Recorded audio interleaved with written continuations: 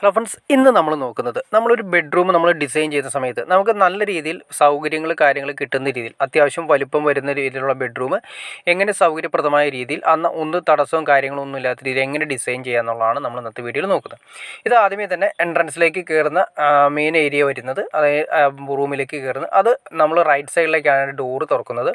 Door തുറന്നതിന് ശേഷം അപ്പുറത്തേക്ക് വരുന്ന ഏരിയകളാണ് നമ്മൾ ഈ കാണുന്നത്. ഈ കാണുന്ന നിങ്ങൾ കാണാൻ സാധിക്കും അറ്റാച്ച്ഡ് ബാത്റൂം ഉൾപ്പെടെയാണ് നമ്മൾ ഈ ബെഡ്റൂം വന്നിരിക്കുന്നത്. അത്യാവശ്യം നല്ല വലിപ്പമുള്ള ബാത്റൂമാണ് വന്നിരിക്കുന്നത്. അറ്റത്ത് കാണുന്ന 2 പ്ലഗ് സോക്കറ്റ് നിങ്ങൾക്ക് കാണാൻ സാധിക്കും.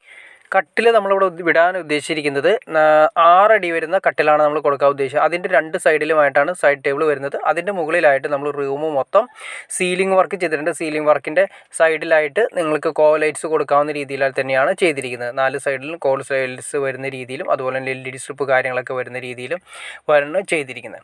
ഒരു കാര്യം നിങ്ങൾ നോക്കിയാൽ മനസ്സിലാക്കാൻ സാധിക്കും, കബോർഡ് സിസ്റ്റം ചെയ്തേക്കുന്നത്. അതായത് റൂമിൽ നിന്നും ഡോറ് തുറന്ന് ഒരു സൈഡിലേക്ക് മാറിയാണ് കബോർഡ് സിസ്റ്റം ചെയ്തേക്കുന്നത്. അത് ഒരിക്കലും തടസ്സമില്ലാത്ത രീതിയിൽ 50 സെൻറ്റിമീറ്റർ അതായത് പ്രൊജക്ഷൻ വരുന്ന രീതിയിലാണ് ചെയ്തിരിക്കുന്നത്. അതായത് കട്ടിലിന് നേരെ ഓപ്പോസിറ്റ് ആയിട്ടാണ് ചെയ്തിരിക്കുന്നത്.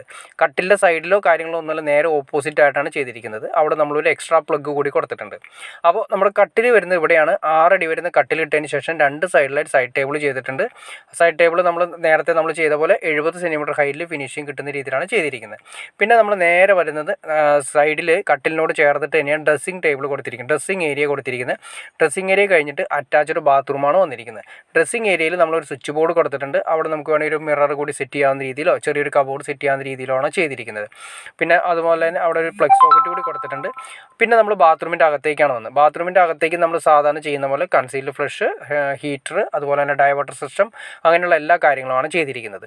അപ്പോൾ നമ്മൾ മെയിനായിട്ട് നമ്മൾ ശ്രദ്ധിക്കേണ്ട കാര്യം, നമ്മളൊരു ബെഡ് അറേഞ്ച് ചെയ്യുന്ന സമയത്ത്, നമ്മുടെ ബെഡ്റൂമിൽ ബെഡ് അറേഞ്ച് ചെയ്യുന്ന സമയത്ത് നമുക്ക് ഒട്ടും സൗകര്യം നഷ്ടപ്പെടാത്ത രീതിയിൽ വേണം നമുക്ക് ബെഡ് അറേഞ്ച് ചെയ്യാനായിട്ട്. ഇതിപ്പോൾ ചെയ്തിരിക്കുന്നത് ബെഡ് അറേഞ്ച് ചെയ്തിരിക്കുന്ന 6 അടി കോട്ട് നമ്മൾ കട്ടിൽ അറേഞ്ച് ചെയ്തിരിക്കുന്നു. അതിൻ്റെ നേരെ ഓപ്പോസിറ്റ് ആയിട്ടാണ് നമ്മൾ നമ്മുടെ പറയുന്ന കബോർഡ് സിസ്റ്റം ചെയ്തിരിക്കുന്നത്. അപ്പോൾ അതുകൊണ്ട് തന്നെ ഒരു സ്ഥലത്തേക്ക് ഒതുങ്ങി റൂമിന് കൺജസ്റ്റഡ് ആവാത്ത രീതിയിൽ യാതൊരു തടസ്സങ്ങളോ കാര്യങ്ങളോ ഒന്നും ഇല്ലാത്ത രീതിയിൽ വേണം നമ്മൾ അറേഞ്ച് ചെയ്യാനായിട്ട്.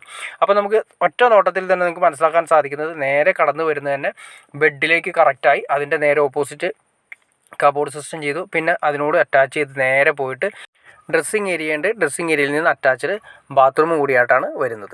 ഒരു കാര്യം ശ്രദ്ധിക്കേണ്ട വേറെ ഒന്നുമില്ല, നമ്മൾ എത്ര വലിയ ബെഡ്റൂം ചെയ്താലും അതിൽ അറേഞ്ച് ചെയ്യുന്ന രീതി കറക്റ്റ് അല്ലെങ്കിൽ നമുക്ക് അതായത് നമ്മുടെ ബെഡ്റൂം ആണെങ്കിലും ബാത്റൂം ആണെങ്കിലും കൺജസ്റ്റഡ് ആയിട്ട് ഫീൽ ചെയ്യും. അപ്പോൾ നമുക്ക് ഒട്ടും തടസ്സമില്ലാത്ത രീതിയിൽ കബോർഡ് കാര്യങ്ങളെല്ലാം വരണം, എക്സ്ട്രാ പ്ലഗ് കാര്യങ്ങൾ വരണം. വേണമെങ്കിൽ നമുക്കൊരു ചെറിയൊരു കമ്പ്യൂട്ടർ വയ്ക്കാവുന്ന അല്ലെങ്കിൽ ലാപ്ടോപ്പ് വയ്ക്കാവുന്ന ഒരു ഓപ്ഷൻ കൂടി ചെയ്തിട്ട് ഈ കബോർഡിൻ്റെ സൈഡിൽ വേണമെങ്കിൽ നമുക്ക് ലാപ്ടോപ്പ് വയ്ക്കാനുള്ള ഒരു കബോർഡ് സിസ്റ്റം കൂടി ചെയ്യാം. അത് കൂടാതെ തന്നെ വരുന്നതെന്ന് വെച്ചിട്ടുണ്ടെങ്കിൽ നമുക്ക് ബെഡിൻ്റെ 2 സൈഡിലും പ്ലഗ് സോക്കറ്റ് വരുന്ന രീതിയിൽ 70 സെൻറ്റിമീറ്റർ ഫിനിഷിംഗ് കിട്ടുന്ന രീതിയിലാണ് നമ്മൾ സ്വിച്ച് ബോർഡ് കാര്യങ്ങൾ കൊടുത്തിരിക്കുന്നത്. പിന്നെ മെയിൻ എൻട്രൻസ് സ്വിച്ച് ബോർഡ് വരുന്നുണ്ട്, ബാത്റൂമിൻ്റെ അകത്ത് സ്വിച്ച് ബോർഡ് വരുന്നുണ്ട്, ഡ്രസ്സിങ് ഏരിയയിൽ സ്വിച്ച് ബോർഡ് വരുന്നുണ്ട്. അപ്പോൾ നിങ്ങൾക്ക് ഏകദേശം എങ്ങനെയാണ് ഒരു റൂം അറേഞ്ച് ചെയ്യേണ്ടതെന്നും അതും എങ്ങനെയാണെന്ന് ഒരു ഏകദേശം നിങ്ങൾക്കൊരു ഐഡിയ കിട്ടിക്കാണെന്ന് ഞാൻ വിചാരിക്കുന്നു. ഇനി എന്തെങ്കിലും ഡൗട്ട്സോ കാര്യങ്ങളോ ഉണ്ടെങ്കിൽ തീർച്ചയായിട്ടും കമൻറ്റ് ചെയ്യാനും മടിക്കരുത്, ഷെയർ ചെയ്യാനും മടിക്കരുത്, സബ്സ്ക്രൈബ് ചെയ്യാനും മടിക്കരുത്. ഓക്കെ ഫ്രണ്ട്സ്, അടുത്ത വീഡിയോയിൽ കാണുന്നവരെ okay.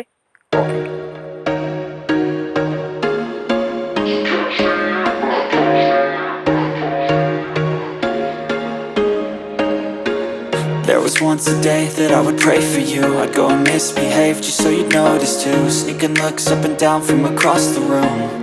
And damn, what a hell of a view. I feel good, you look great, I like you, I can't wait. A first time, a first date, you're so fine, I'm so late.